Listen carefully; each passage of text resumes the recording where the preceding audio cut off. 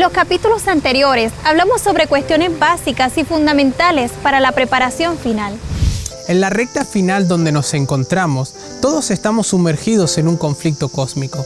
La gran controversia entre el bien y el mal, entre Cristo y Satanás, se ha desarrollado por mucho tiempo. Satanás ha estado guerreando contra Dios y sus caminos, acusándolo de ser un tirano y de haber diseñado un plan de salvación que no es justo, amante ni posible. En Apocalipsis, capítulo 12, vemos este conflicto simbólico entre una mujer y el dragón.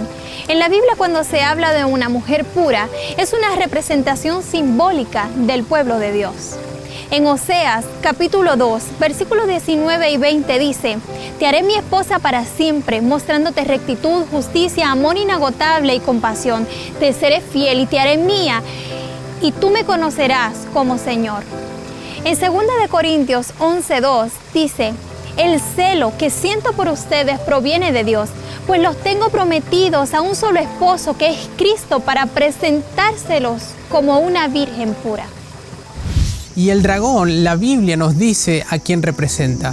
Apocalipsis 12:9 nos dice: Y fue lanzado fuera aquel gran dragón, la serpiente antigua, llamada Diablo y Satanás, el cual engaña a todo el mundo, y fue arrojado en tierra, y sus ángeles fueron arrojados con él. Ahora que identificamos a estos dos personajes, podemos ver en su contexto hacia dónde se dirige el gran conflicto final. En Apocalipsis, capítulo 12, del 4 al 6, encontramos que el gran dragón quiso primeramente devorar al hijo de la mujer, y el dragón se paró delante de la mujer que estaba para dar a luz, a fin de devorar a su hijo tan pronto como naciese. Y ella dio a luz a un hijo varón, el cual había de regir a todas las naciones con vara de hierro, y su hijo fue arrebatado para Dios y para su trono. Y la mujer huyó al desierto, donde tiene un lugar preparado por Dios, para que allí fuese sustentada 1260 días. Podemos ver que en Mateo 2:16 se cumple esta escena. Satanás trató de dar muerte a Jesús cuando él era un bebé, usando el poder civil del Imperio Romano. Y al final del texto que leímos nos dice que la mujer huye al desierto para ser sustentada por 1260 años. La Iglesia de Dios fue duramente perseguida en la antigüedad, y no es sencillo sobrevivir en el desierto. El desierto es bíblicamente un lugar de dificultad, de tentación y de gran prueba, pero nos dice que Dios la sustentó. Y ese periodo históricamente se posiciona entre el año 538 a 1798. Recuerda que al tratar con periodos proféticos, un día equivale a un año literal, según Números 14:34 y Ezequiel 4:6. A pesar de los momentos difíciles o los desiertos de tu vida y la mía, Dios está dispuesto a sustentarnos y a protegernos de los ataques del enemigo. Él siempre tiene un plan para cada una de nuestras vidas.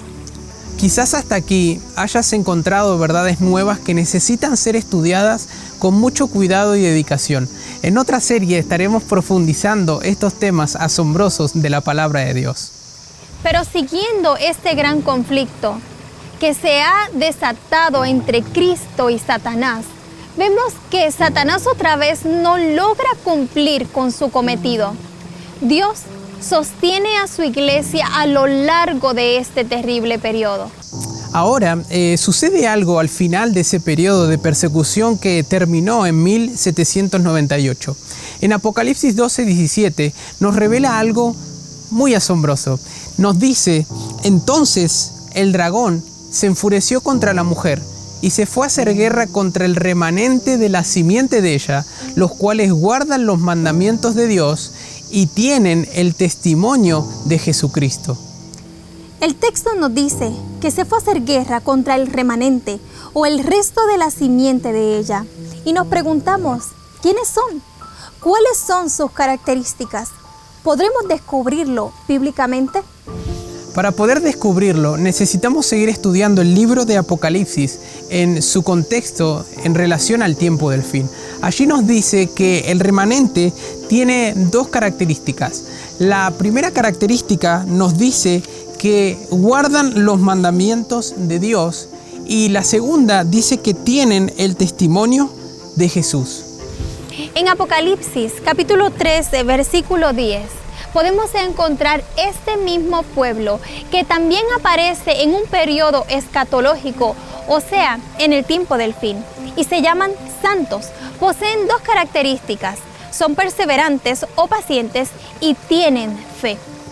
En Apocalipsis 14:12, este grupo selecto también es visto bajo el mismo nombre en el contexto de los eventos finales, el cual tienen tres cualidades. La número 1 dice que son perseverantes, guardan los mandamientos de Dios y guardan la fe de Jesús. Si comparamos estos textos, ambos capítulos tratan con eventos del tiempo del fin y describen al pueblo de Dios en su lucha final con los enemigos de Dios. Una característica es guardar los mandamientos de Dios. Los mandamientos de la ley de Dios serán muy controvertidos en esta última etapa entre la lucha entre el dragón y la iglesia. La razón y todo el problema de este asunto tiene que ver exclusivamente con los mandamientos de Dios.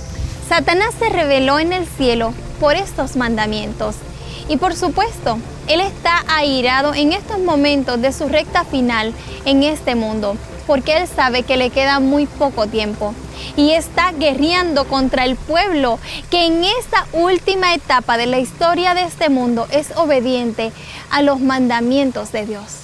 La otra característica que dice que la fe de Jesús o el testimonio de Jesucristo quiere decir que tener fe en el testimonio de Jesucristo es ser fiel a la palabra de Dios. El remanente escucha la voz de los verdaderos profetas y el remanente también es el estandarte de la verdad en el tiempo del fin. El remanente es un remanente santo, un pueblo distinto, porque tiene el carácter de Cristo en sus frentes, reconocible debido a la fidelidad del grupo, a la larga tradición profética sostenida por las Escrituras. Quiere decir que el remanente se distinguirá por la manifestación del don de la profecía en su medio. El testimonio es el testimonio de Jesús en su medio, por medio del don profético, según Apocalipsis capítulo 19, versículo 10. ¿Y a ti? ¿En qué lado del conflicto te gustaría estar? Ya estamos muy cerca de descubrir a quién representa este remanente final y la misión que tienen en el tiempo del fin. No te pierdas los últimos capítulos de esta serie. Que Dios te bendiga y nos vemos el próximo capítulo.